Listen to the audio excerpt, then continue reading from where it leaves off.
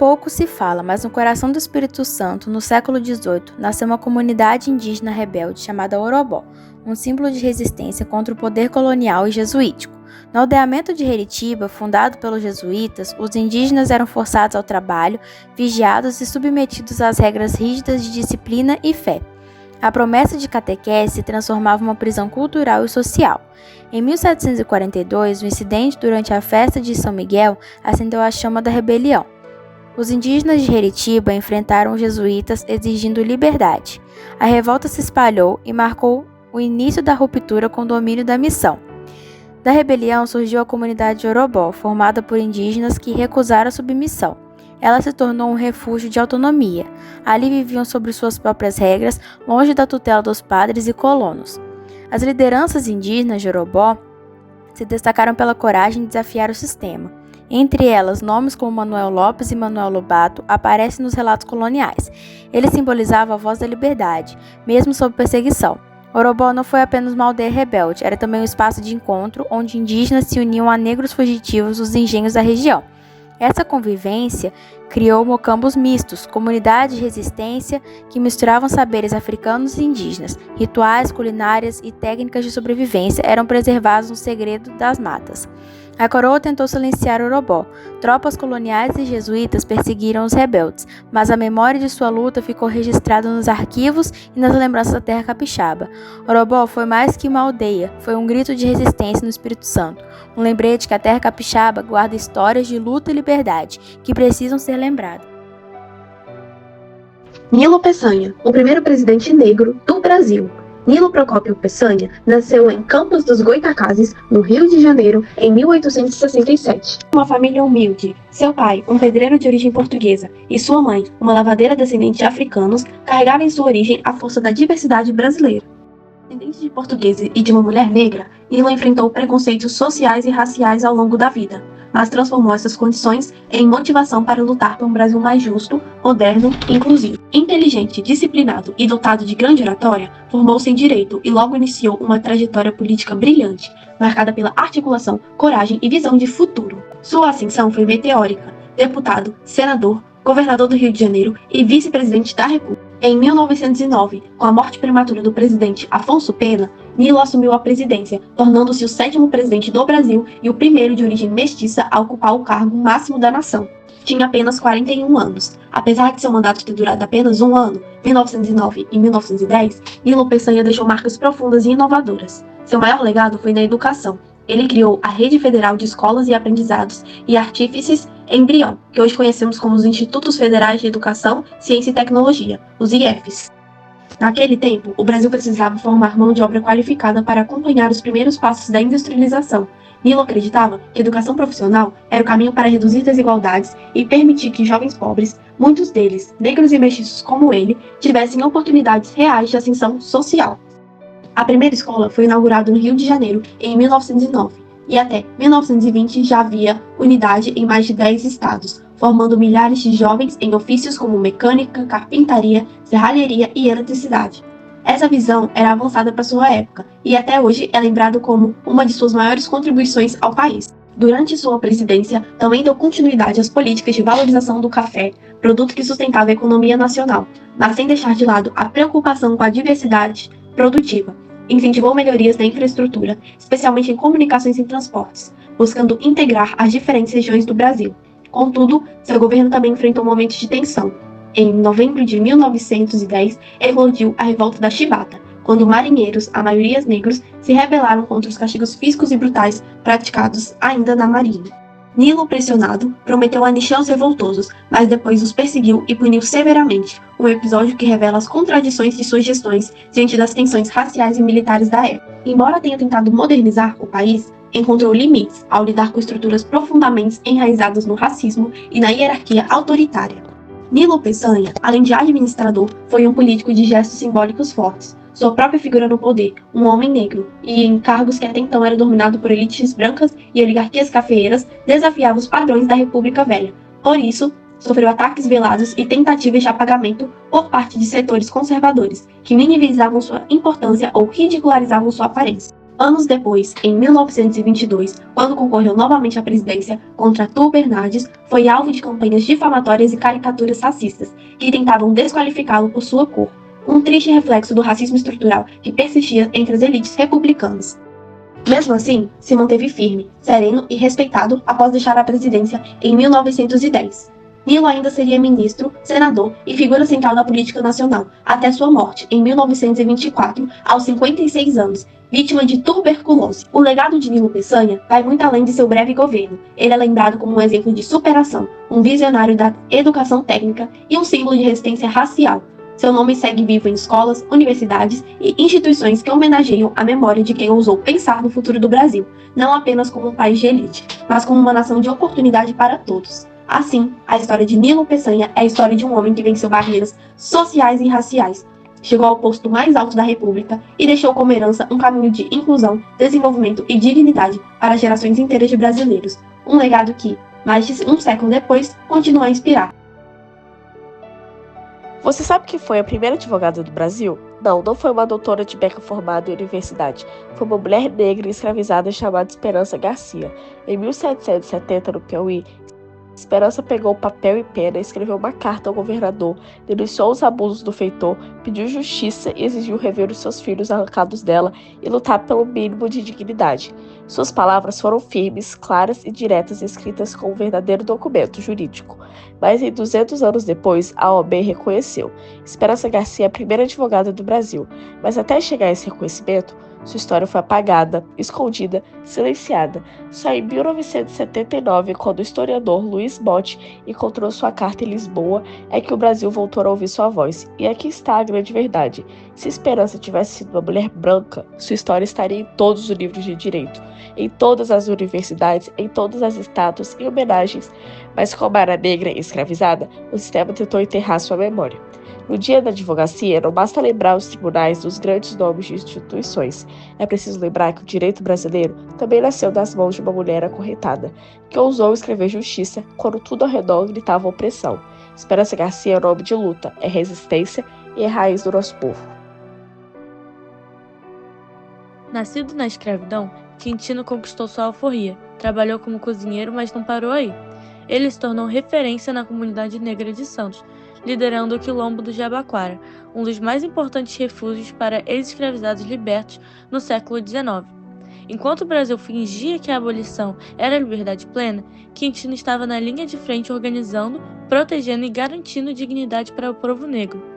E foi justamente essa força que o levou para a política. Quintino foi eleito vereador em Santos, o primeiro negro a ocupar esse cargo no Brasil. Uma conquista histórica, mas também um soco na cara do sistema que tentou silenciar vozes negras. Reconhecido até pelo Exército, recebeu o título honorário de major, um feito inédito para um ex-escravo. Quintino Lacerda é prova viva de que a resistência negra não terminou com a abolição. Ela se reinventou, se organizou e entrou para a história. Poucos nomes carregam tanto mistério e força quanto dela. Luísa Marim, a mulher que o Brasil tentou apagar, mas que nunca deixou de ecoar nas ruas da Bahia. Africana livre, mãe do grande abolicionista Luiz Gama, Luísa Marim foi muito mais do que uma quituteira de Salvador. Dizem que entre doces e tabuleiros ela escondia bilhetes, mensagens secretas e planos de revolta. As histórias orais a colocam como mensageira da revolta dos malês, em 1835, e também ligada a Sabinada. Mulher que falava árabe, muçulmana, estrategista, usava sua liberdade como arma para conectar os que sonhavam com a quebra das correntes. Mas o que mais intriga é que parte da sua história nunca foi registrada em documentos oficiais. Alguns chegam a questionar a sua existência. Só que veja bem, quando uma figura incomoda tanto o sistema a ponto de ser apagada dos papéis, é porque sua voz ecoava mais alto que as correntes. Luísa Marim é símbolo da mulher negra rebelde, da insurgência silenciosa, da resistência que se escondia nos becos e nos terreiros, mas que movia multidões. Ela não foi apenas mãe de Luiz Gama. Ela foi a própria semente da rebeldia, um sussurro de liberdade que atravessou os séculos e por isso seu nome jamais será esquecido. Como alguém que catava lixo nas ruas de São Paulo conseguiu escrever um livro que mudou a história do Brasil? Essa é a história de Carolina Maria de Jesus, que transformou dor em poesia e a fome em voz. Carolina nasceu em 1914. Pobre, negra e filha de lavadeira. Enquanto o mundo dizia que seu destino seria o silêncio, ela ousou sonhar com as palavras.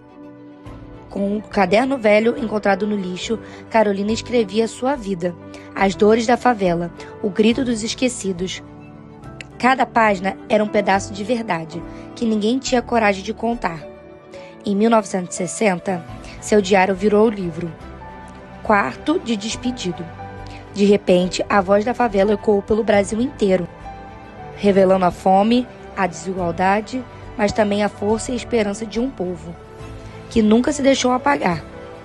A Carolina, que um dia foi chamada de favelada, passou a ser chamada de escritora. Sua coragem mostrou que a favela não era silêncio, era resistência. A vida tentou calar Carolina, mas ela transformou a miséria em literatura e mostrou ao mundo que não há barreira capaz de sufocar quem nasceu para brilhar. Sua história é prova de que você não se importa de onde você vem, mas sim a força que você carrega dentro de si. A Carolina Maria de Jesus não foi apenas a voz da favela. Ela foi a voz da esperança. E até hoje sua escrita continua lembrando: você pode estar no chão, mas sua palavra pode alcançar o céu. Você sabia que um dos maiores médicos do Brasil era negro, filho de uma escravizada e começou sua carreira com apenas 14 anos? Esse foi Juliano Moreira. Aos 14 anos, ele já estava na Faculdade de Medicina da Bahia, algo impensável para a época, ainda mais para um garoto negro. Graças ao seu talento, conquistou uma bolsa para estudar na Europa, onde conheceu de perto as ideias mais modernas da psiquiatria e trocou conhecimento com gênios como Albert Einstein e Emil Kraepelin, o pai da psiquiatria moderna. De volta ao Brasil, se tornou o primeiro médico negro a dirigir um hospital psiquiátrico e lutou contra as teorias racistas que ligavam loucura à cor de pele. Ele humanizou os tratamentos e acabou com o uso de corrente nos pacientes, e revolucionou a psiquiatria brasileira. Mas apesar de tudo isso, Juliano Moreira foi praticamente esquecido dos livros de história. Tudo isso por causa da sua cor de pele. A Rainha Negra do Quariterê.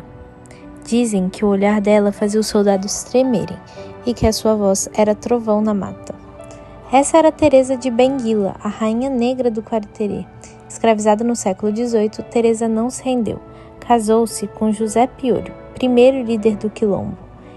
E quando ele morreu em combate, ela assumiu o trono e transformou o Quilombo do Quariterê em uma verdadeira nação livre. O Quilombo tinha parlamento, plantava sua própria comida e produzia tecidos e até trocava armas para a defesa.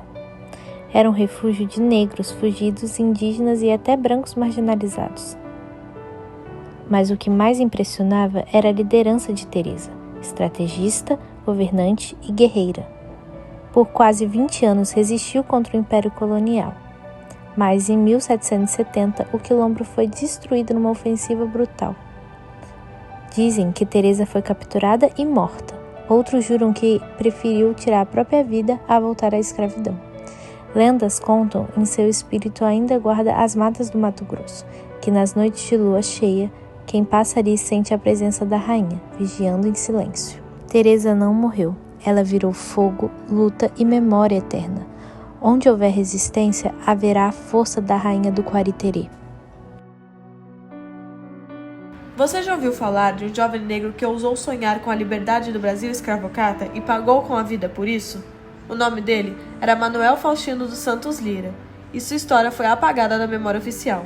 Estamos em Salvador, anos de 1798. O Brasil ainda é colônia de Portugal. A escravidão corrói milhões de vidas e a desigualdade é gritante. Nesse cenário, nasce um movimento conhecido como a Revolução dos Alfaiates, ou Conjuração Baiana entre intelectuais e artesãos. Estava ele, Manuel Faustino, um rapaz de 21 anos, negro, filho de mãe solteira, aprendiz de alfaiate, um jovem comum, mas com ideias grandiosas. Manuel Faustino acreditava que todos, brancos, negros, pobres e ricos, tinham direito à liberdade, educação e salários justos. Sonhava com uma sociedade onde o Brasil fosse livre de Portugal e onde a escravidão fosse abolida. Ele ajudava a espalhar panfletos revolucionários nas ruas da Bahia. textos que chamavam o povo a se levantar contra o poder colonial, panfletos que diziam a pátria é de todos nós. Mas o sonho durou pouco. O movimento foi denunciado e brutalmente reprimido. Manuel Faustino, ainda jovem, foi preso, julgado e condenado à morte, junto com outros líderes negros da revolta. No dia 8 de novembro de 1799, Manuel Faustino foi enforcado em praça pública, sua juventude esmagada pelo peso da coroa portuguesa. Ele morreu, mas seu ideal de liberdade jamais foi enterrado, porque lembrar de Manuel Faustino é a prova que não foram apenas uns grandes nomes como Zumbi ou Tiradentes que lutam pela liberdade. Um jovem, pobre, negro, ousou sonhar e isso transformou em mártir da resistência. Que a história de Manuel Faustino é como um grito. A luta pela igualdade nunca foi concessão, sempre foi conquista de sangue.